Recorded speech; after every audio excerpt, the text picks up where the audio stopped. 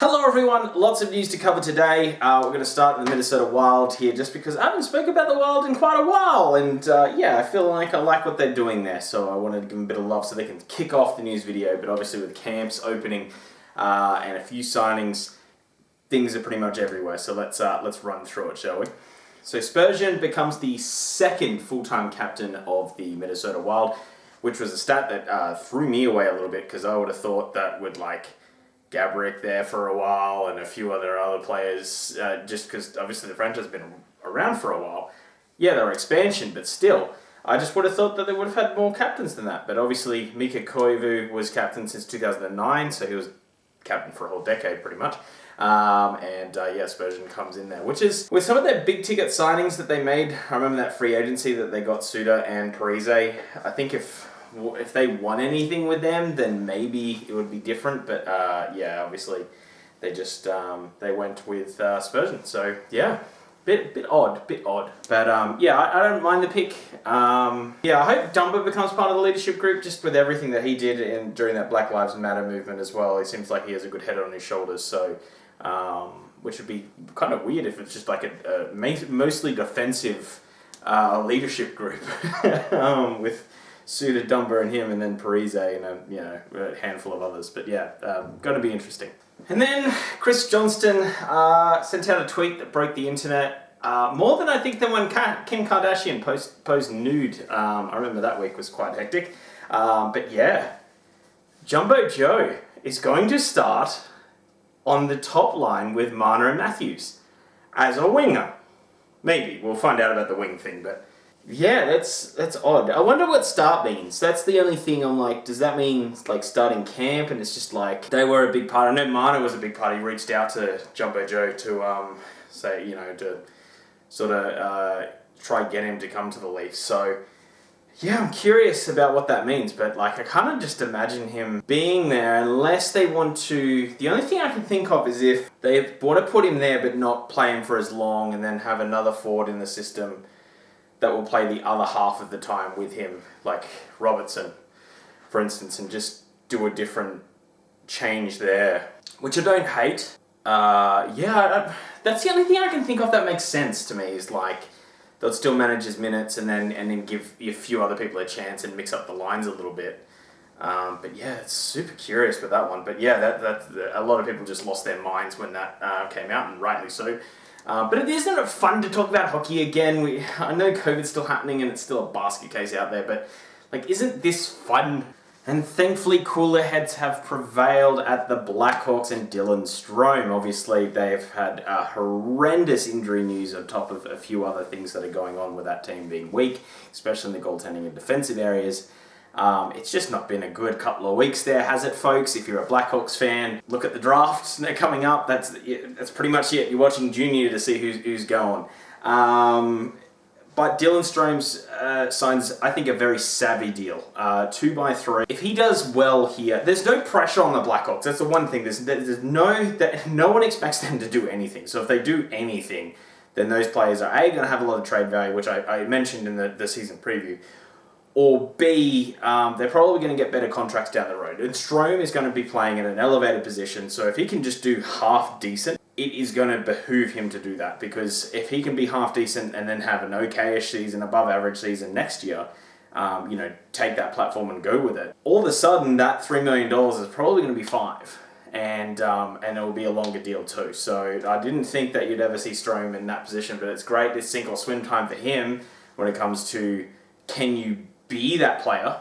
I definitely think he's an NHL talent. I'm not saying sink or swim for his career. I just think, what are you? And we're about to find out what he is. There's a few of those players, Sam Reinhart's another one that's just what are you? Just tell me what you want to be. No Blue Jackets jersey, but Dubois. The contract got signed and the trade rumors did not go away, and they really aren't going away now. So the team did not do a very good job, either did he, in saying, oh, hey, I'm not looking for a trade. It was pretty much yeah, it's not going to be a distraction. And then people are like, what do you mean it's not going to be? You just say no.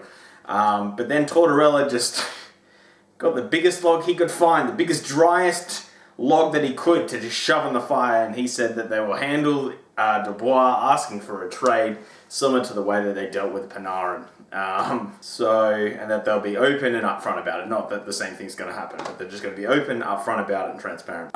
Which they are doing with the media, which I actually like. I like this approach. Yeah, it's going to be a bit of a distraction, but I like the fact that they got out ahead of it instead of just saying, oh no, we're not going to trade him, and then, 3 weeks later he's traded, and it's like, oh yeah, remember how I lied to you? So they're not doing that, and that's the thing about the Blue Jackets. There's a lot of faults on Tortorella. I mean, he's been a bit better of a coach for the Blue Jackets. I think he has a team that helps that. But the one thing I would say is that he's a very honest human being, sometimes to a fault. In the fact that, there isn't a poker face there. It's just what is in my mind is coming out now. But yeah, so that's so it's definitely confirmed that Dubois has asked for a trade, even though the contract's done, because obviously he doesn't want to miss out on any of the season. And they're probably sort of saying, look, we're not going to be able to get a deal done straight away, but sign a deal that's decent-ish, and then we'll try and move you this season or at the end of this season. So yeah, that's going to be a cloud that's kind of hang over this season. That's a story now. That's a story. Is if Dubois getting traded? That's a cloud hanging over this whole season now. There's a few stories going throughout the season, and that's really going to be, I would say, one of the bigger ones. OV free agent is like a fun one that us fans just go dumb with. We're like, yeah, could you imagine if he signs you? It's just probably going to be a Washington Capital. They're just. I mean, we'll find out, right? Crazier things. I mean, Chara's not in Boston. If you told me that 3 weeks ago, I'd have said, no, they're just working it out. Pretty few of those leave. Jumbo Joe was another one. But then again, I actually think I think Joe Thornton would have signed with the Sharks if Sharks managed to trade him at the deadline last year. If they managed to trade him and they said, come back and look, if we're not good again, then we'll just trade you to another contender, I think he would have done that. But obviously there's no faith that they can get that done, and he was very disappointed. Classic talking about Columbus that you just start talking about another team, but how does it affect the Leafs? Yeah, one of the leading defenders in ice time, Hamonic, for the Flames last year, have just signed a PTO with Vancouver Canucks. I don't know why it's not a PTO and why it's not a deal and it's a PTO, but we'll see that. The only weird thing is that now he goes into quarantine, so he is 7 days self-quarantine. So same with Tim Stutzler, he's got to do the same thing. So I think they can do some training. I don't know how it works, but I think they have to be alone when they do it all. I vaguely remember seeing something on those lines. So yeah, it's kind of odd that he's signing a PTO, and then really the season will start 2 days after his quarantine's over.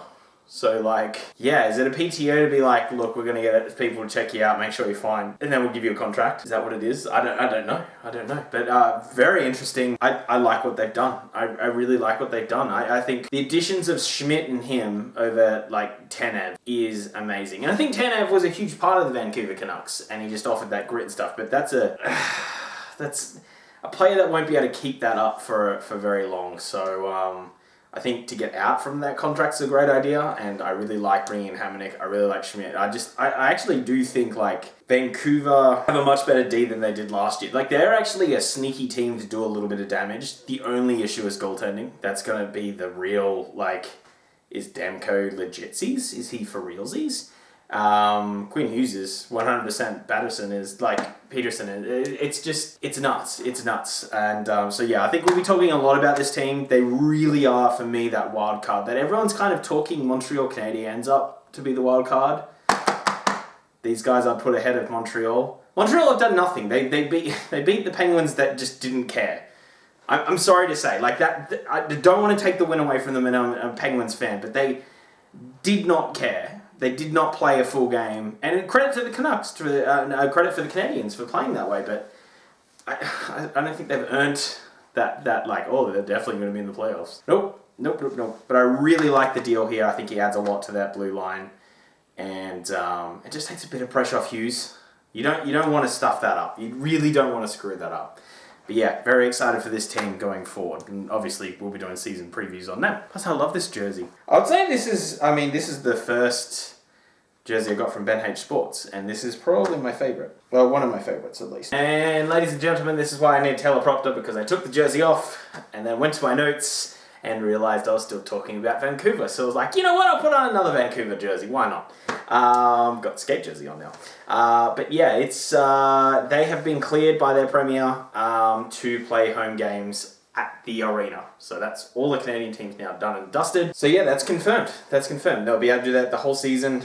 Obviously things change, so it's not like a full like sign off and by the way, if COVID just really goes nuts, we'll see how that all goes. But obviously vaccines are coming. Still worried that people are like, oh, it's going to be great next month, and you're like, add a little bit more time onto that one. Just add a small more time onto that. But yeah, so that's very exciting for them. Now I can probably take off a Vancouver jersey and not care. I know, I'm in a Vancouver jersey. Yeah.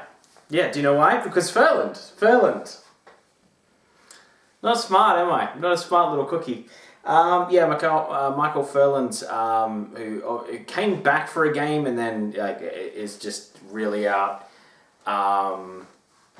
He's going to be an LTIR. So that frees up $3.5 million in cap space for the Canucks, which is huge. And that then puts them $2 million under the salary cap. So there's your Hamonic money and a few other things which I was talking about before. Sucks for him. He's quoted to say, my health is the number one thing. I'm not making a decision on my career till I get health things. But like his wife has asked him to retire and stuff. So like, it's really not good. I think that's a big sign that, yeah, there's a lot to come. But then you look at like a player like Shaw that I didn't really think he would be back. And apparently he's really good now. So, yeah, hopefully all good for Ferland and we're not done seeing him in this game. But the cap relief does really help Vancouver, and that's a player that, like, bear in mind there's probably other players they wish that they could put on LTIR if they weren't injured. Of course, I'm not wishing injury on people, but the fact of the matter is that does help them out and gets them out of a little bit of a jam and allows them to get Hamonic. So that's probably why Hamonic's now on the PTO. I've just realised that because I just saw the Ferland news, so that's why I got out of the jersey and I was like, I'll quickly check the news while I'm getting my notes, and I was like, oh, I have to go back and do a Vancouver jersey. Great. Plus, it's so hot here in Canberra today. It's so hot. These jerseys are not fun to do videos in sometimes, but that's fine. That's fine. The sooner we get to winter and your summer, the better for me. But yeah, that's yeah. So sucks for him, but overall, it would probably help Vancouver in total. I do think they are missing a bit of grip, but so. Yeah, it'd be interesting to see who they can bring in for that, because I do like Ferland as a player, and I think that does help them out. And losing Tanev and Ferland, that's a fair bit of like that being taken out of the team. And don't get me wrong, they're a young, speedy, really good team, but we looked at what that means in Toronto, and that doesn't necessarily translate to success. So that's the one thing, you just need to make sure that you've got a little bit of that. I know I'm more of an analytics guy than I am the eye test kind of guy, but you still need to make sure there's a little bit of jam in that team, and yeah, taking that out. But yeah, there's still a fair bit there, so yeah. Okay, now I'm taking a Vancouver Canucks jersey off. I'm looking at you, Vancouver. No more news. Please, just no more news.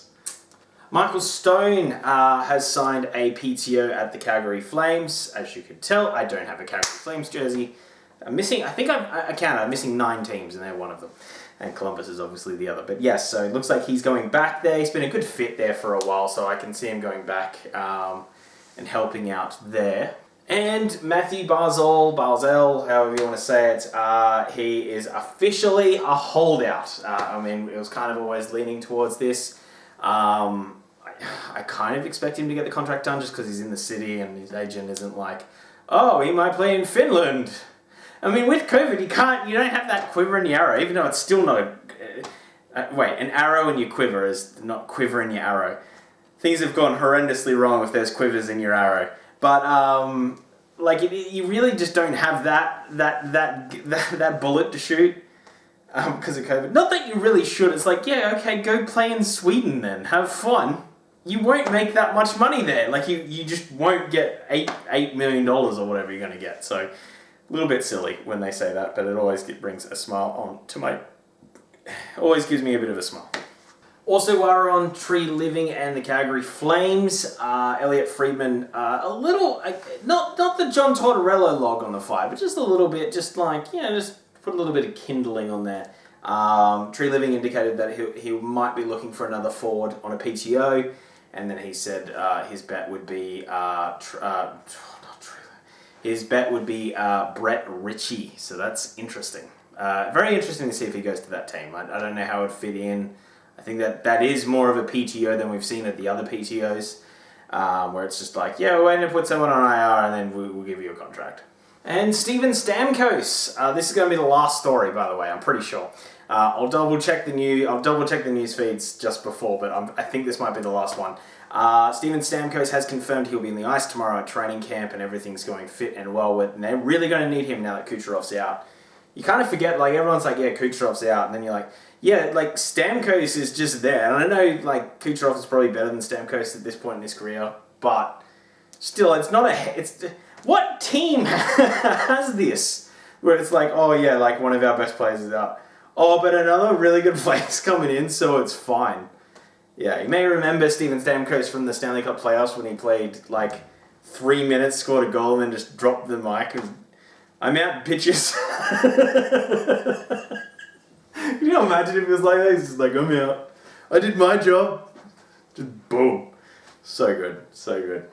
Okay, that is the whole video. Obviously, the Penguins just signed a defender as well. I will make that into a different video just because I like to analyze 30 teams in the NHL, soon to be 31, and I'm a fan of one team, which is the Penguins. So yeah, when I say 30, I do know there's 31 teams. It's just I'm a fan of the other ones, so I can't take myself out of it, so I try not put them into these news videos. So that will be its own video where I get a geek out and fan out because I think it's a great deal. Just the upside's so good and the downside's it may not 100% work out, but I don't mind it when GMs take a punt like that. But anyway, if you did like this video, hit the like button. If you've gone all the way through, I think I threw my hip out with that maneuver. But yeah, if you've made it all this way and you haven't subscribed, it was a long video. It gives me a lot of motivation. I still have 3 videos to do tonight. So a sub goes a long way. But yeah, always comment down below if any of the stories interest you and you want to continue the discussion with any of the subs or myself. I always respond to all the comments. So if you've got any points, if you disagree with something I've said, or if you, want to tell me that my gums are too big for my baby teeth, then that's fine too. Because someone said that the other day, and I was like, that's what my brother always says. It didn't hurt my feelings at all. Anyway, great way to end a video. Have a great day. See you, and bye.